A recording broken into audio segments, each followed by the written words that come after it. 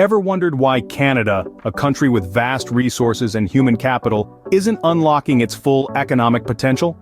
Despite its abundant opportunities, Canada has been grappling with declining productivity and sluggish business investment. Over the past 2 years, business investment has dwindled for 6 out of 7 quarters.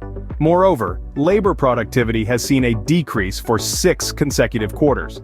High living costs, such as unaffordable housing and expensive groceries combined with record gas prices, are compounding the problem. Small businesses, the backbone of the Canadian economy, are struggling under the weight of tax and regulatory costs.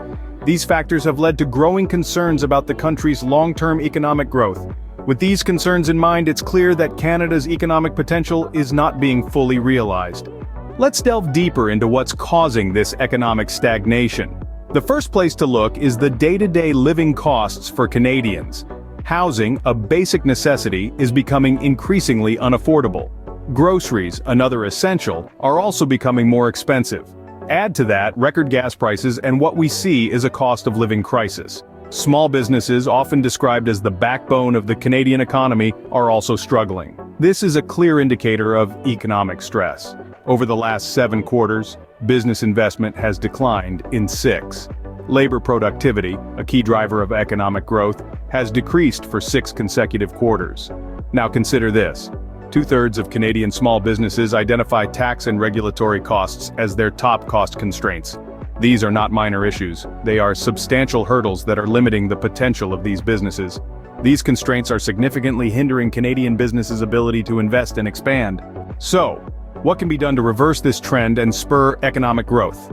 The answer lies in a multi-pronged approach beginning with government intervention. It's time to tackle the elephant in the room: practices that hinder business growth and investment. High debt levels, for instance, are a major deterrent, making it harder for businesses to borrow and invest. We need policies that can help reduce this debt burden, enabling businesses to breathe and grow.